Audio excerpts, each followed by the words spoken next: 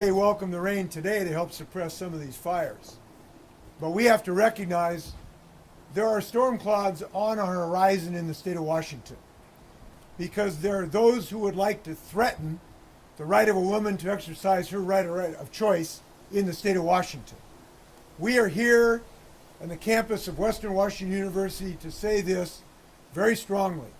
Washington State was a pro-choice state. Washington State is a pro-choice state, and we intend to make it a constitutional amendment so that Washington State will always be a pro-choice state.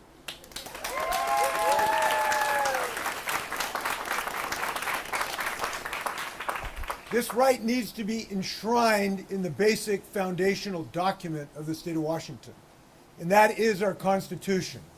It is the place where we show immutable commitment to our fundamental rights. And the right of a woman to exercise her private right of this most intimate decision is a fundamental right that needs to be protected in the state of Washington Constitution. Now, why is it necessary to be in the Constitution? It is necessary because there are threats every day to the woman's right of choice in the state of Washington. In the last few years, Republican legislators have introduced 40 bills to try to reduce or eliminate a woman's right of choice in the state of Washington. And those gates have been thrown open to those malicious attempts to strip women of this right of choice by the Dobbs decision in the U.S. Supreme Court. And this is both a national and a statewide effort to take away this woman's right of choice. Now, this is not just sophistry or rhetoric. Look what the former vice president said, Mike Pence. He said, Republicans must not rest and must not relent until abortion is banned in every state in the United States. Washington State needs to put this in the Constitution to stop this Republican attempt, not just this year, not just next year, but every year as long as we are a state in Washington State. Accordingly, we will introduce a constitutional amendment, and I'll ask legislators to move forward in this regard. Now, this is not the only thing we need to do. We need to take more action in the short term as well. We know we have had a long record of supporting our right to contraception and reproductive health, and we intend to make that part of this constitutional amendment as well. But we want to make clear that we recognize this is important for women across the United States. Accordingly, we intend to take statutory action to make Washington State a sanctuary state for those American women to exercise this right. I have moved already in this regard. I have directed our state patrol to refuse to cooperate with these attempts by other governors to intrude in Washington State to prevent women from accessing this right here in the state of Washington. I immediately authorized the expenditure of over $1 million to help our reproductive clinics to be able to handle the surge for women coming to the state of Washington.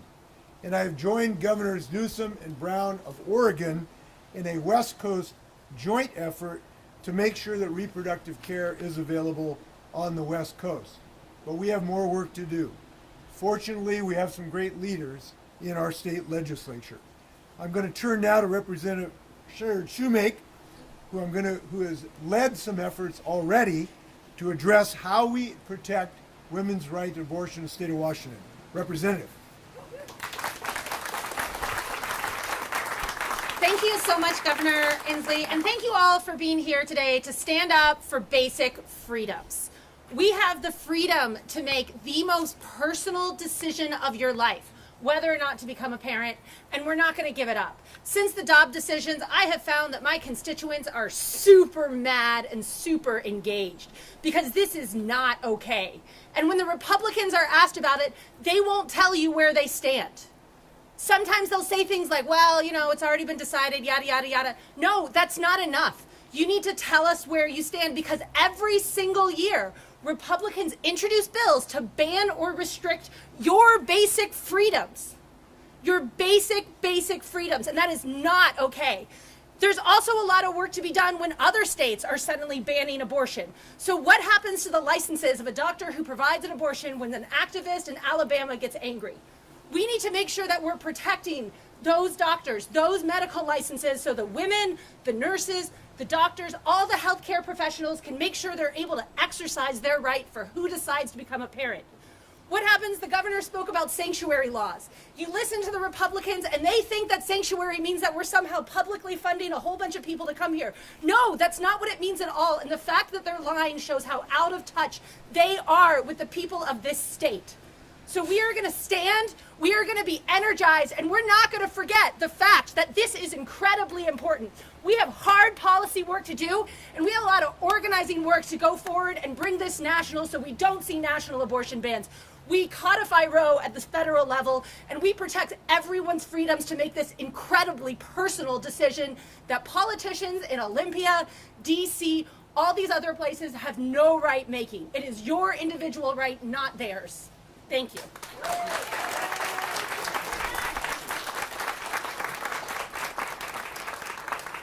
It's great to have a strong, passionate leader like that, but she's just voicing what Washingtonians feel right now. They're under attack. They're under attack of this fundamental right. And unfortunately, some legislators have tried to hide under this camouflage blanket. But we got to understand that threat exists. And that's why we intend to put this in the state constitution and adopt additional statutory protections. Now, we also need to protect privacy rights in the state of Washington. Unfortunately, there are places where we have holes in our safety net to protect your privacy right of what you decide in this most intimate decision. We are not going to allow people to intrude into the data banks to find out who is exercising their right of choice. We are not going to allow them to intrude on our data banks to find out who's exercising their right to contraceptive services. That means we need statutory protection. We have two great leaders to talk about bills in that regard, Representative Vandana Slatter and Senator Manka Dhingra. Vandana.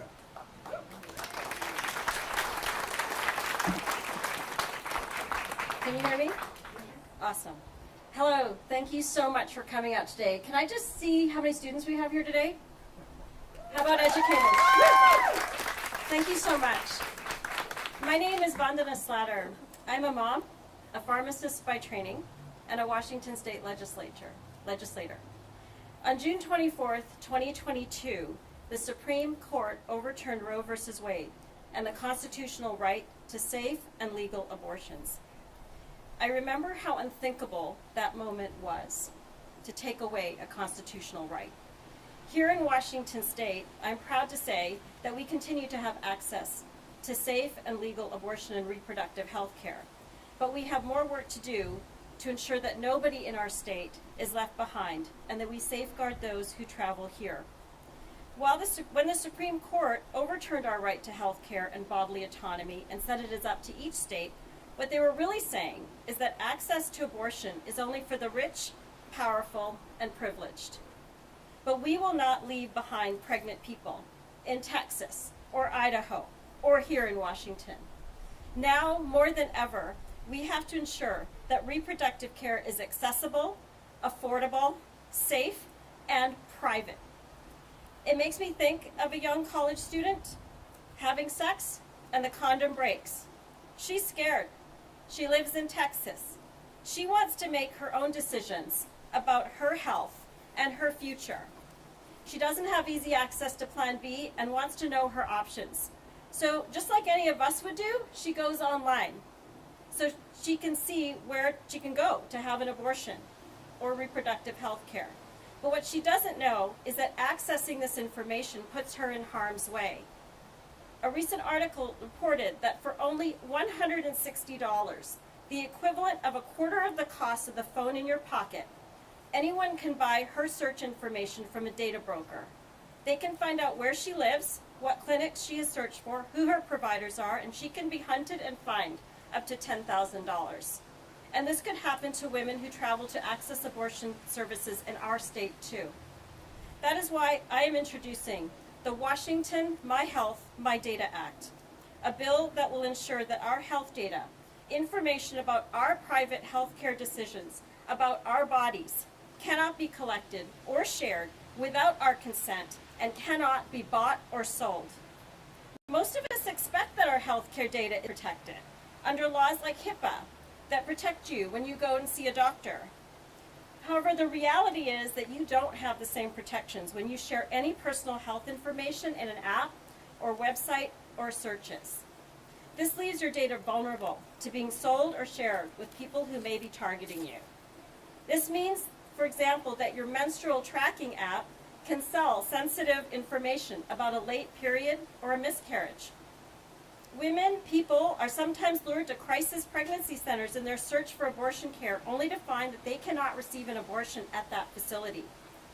And while she is there, the crisis pregnancy center can collect her data and share it with anti-abortion groups or others.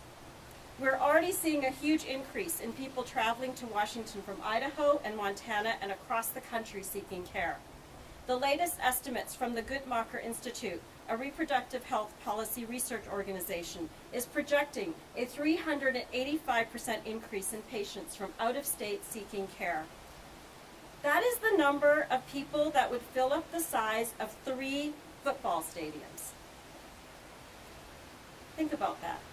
And most need to do online research to get here, finding transportation, locating a clinic, a provider, somewhere to stay. We need privacy laws to protect their information.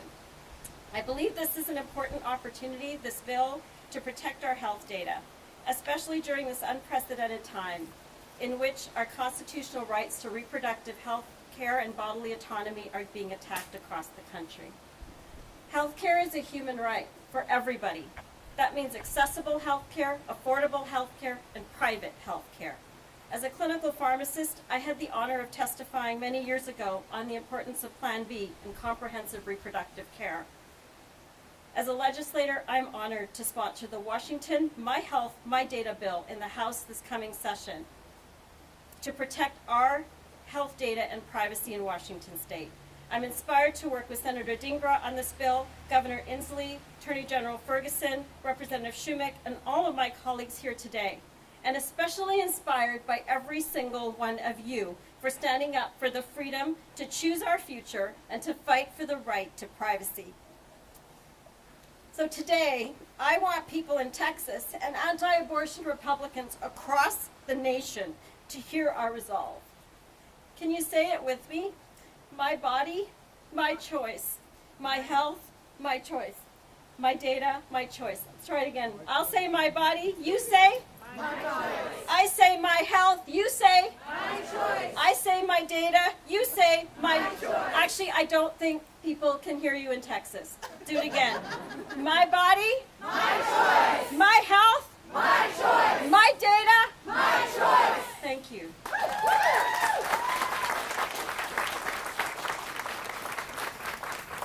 I love following Representative Slaughter.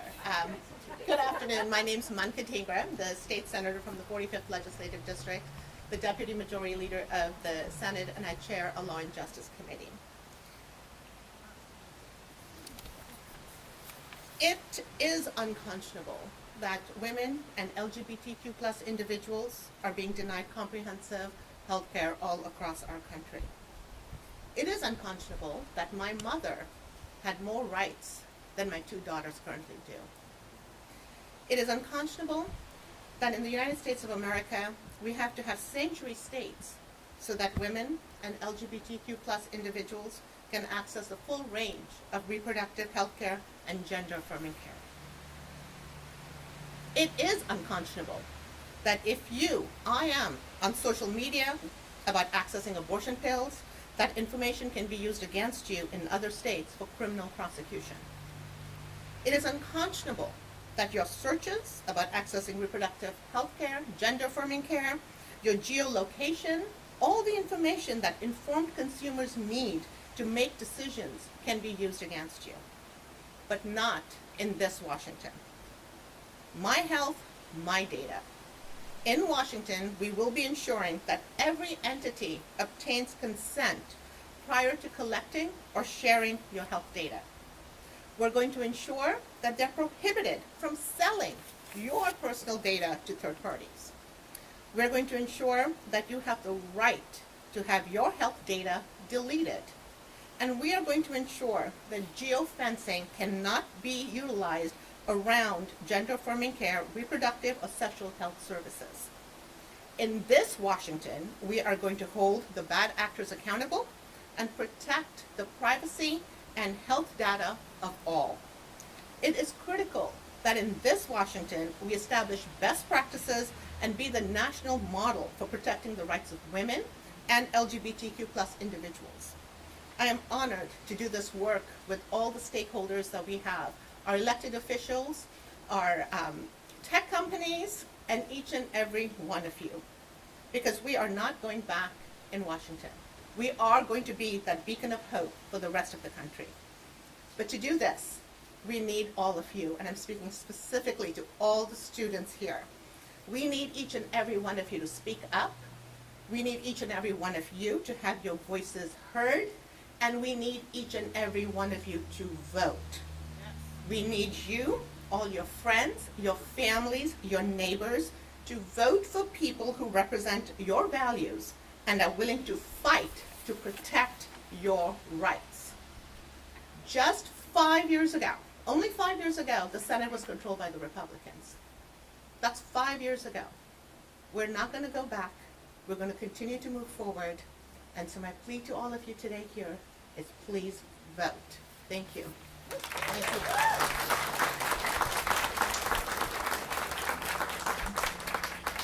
By the way, we are not advocating a vote for any particular party or candidate, but we are advocating to vote. And congratulations to Western Washington University, who I believe has the highest voter participation of any college in the state of Washington.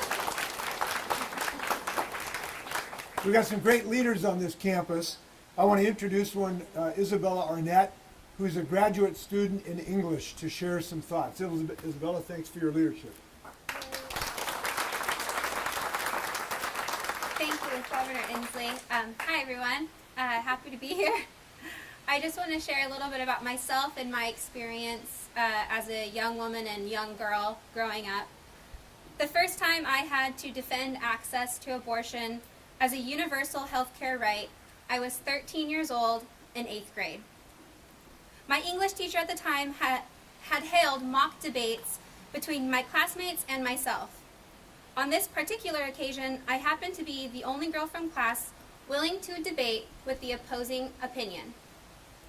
The first time I had to defend the right to abortion for anyone with a uterus was against 3 13-year-old boys.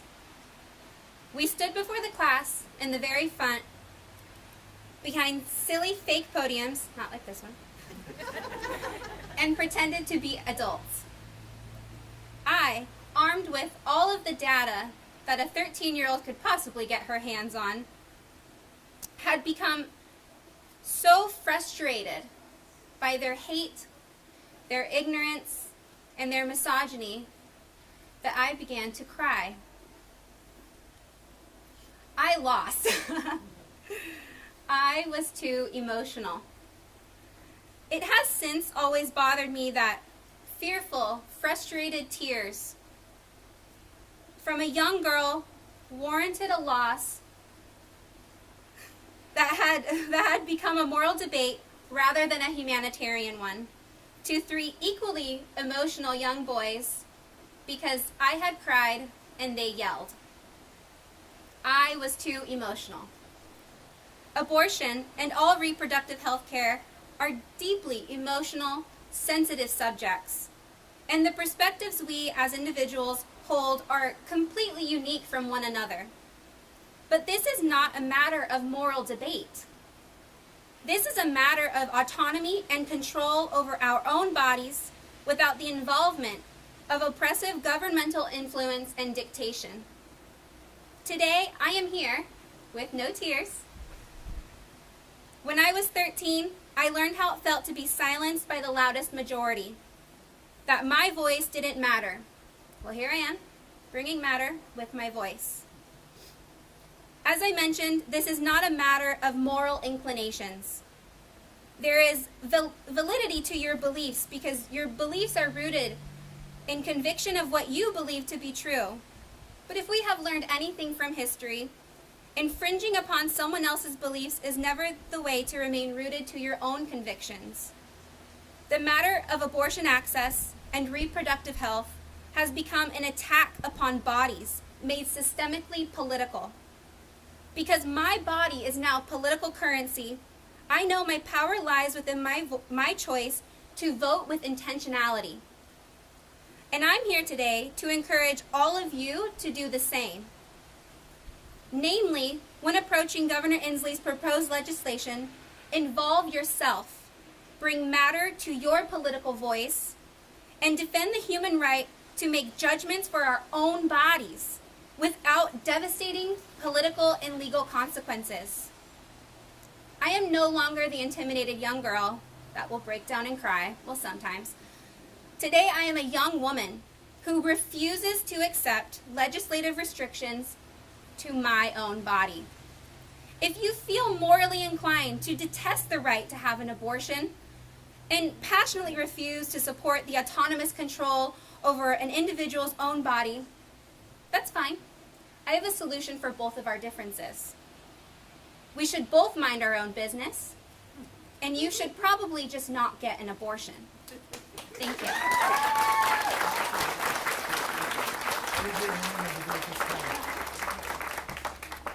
I think Isabella's a winner this time, so that's good news. Thank you, Isabella. I just want to make a little historical reference.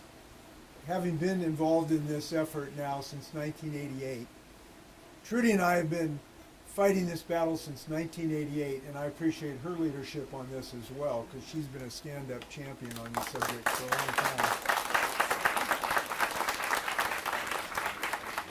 But we started this effort in 1988.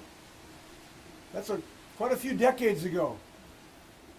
And every year, and I was elected that year as a legislator from Yakima Valley, but every year, the Republicans came back. And every year, they made a new effort to take away this right from the state of Washington. Let's end this debate in Washington state. Let's put this to rest.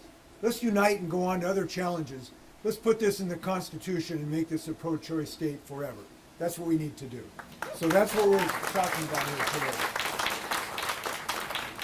I would invite, we have other legislators here, Rule, Lakanoff, Robinson, Rommel, anyone who would like to add anything. Anybody else here? Oh, hello there. I didn't see you there. If anybody else would like to add anything, otherwise we will, go ahead. Oh, yeah. You know it. Yes, go ahead. Hello, everybody. I am Liz Lovelet. I am your senator right here in the 40th District. I am here today with not only my seatmates and partners in good trouble, Representative Lakanoff and Representative Rammel. Just know we are a unified front on any tax against your privacy, your body autonomy, and your health care. I'm honored today to be here also with my mom, who is not only a Western alumna, but previous agitator for Planned Parenthood. And I'm so excited to have this intergenerational mix because now I have two kids of my own that may be faced with a decision that they need to make about their own bodies. And so we are united in purpose, we are united in generations of advocacy, and we are here together knowing that you guys have the ability to turn the tides on election this year, next year, the year after. You can be an incredibly powerful voting bloc so we can ensure that these rights are permanently protected. And the piece of legislation that I will be working on this year is another privacy protection, and that is to protect the personal information of care providers to make sure their addresses are exempted from public record searches so they can continue to practice their trade and provide these necessary services without fear of having people come to their homes and threaten violence and harassment. So that's my dedication to you. Your dedication needs to be to vote, and I'll pass it over to my other incredible colleagues. Thank you.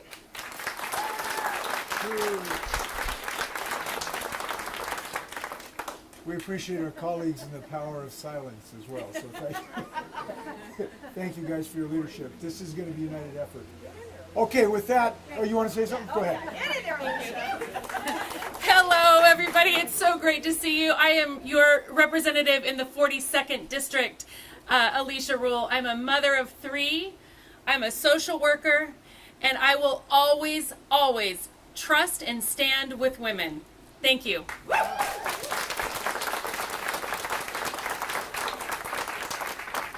Okay, so we are happy to stand for questions from the media, please. If any media has any questions, feel free to. Yes. Yeah, so with a 2/3 majority required to pass a constitutional amendment, do you have a strategy or approach to getting some Republicans on board with this? Well, we're going to do everything we can to get the requisite number of votes. Voters have a right to make some decisions this November, and we're going to see what decisions and who are on these particular seats. We are not advocating any particular vote by people at this press conference, but we are advocating for people to vote. And unfortunately, it is a situation today that one party intends to stand up for a woman's right of choice, and one party wants to take it away, and that's simply a reality. So we'll see. We'll count the votes after the election and hope that we can get to this point. But it is necessary, and I would point out that the vast majority of Washington citizens believed in this right of choice in women. This is an extremely rock-solid position of the vast majority of Washingtonians. The Washingtonians elected a pro-choice governor by 500,000 votes in the last go-around, and you see these folks as well. So we hope that we can get to this number. Any other easy questions? Okay, with that, let's go vote. Thanks a lot. You are.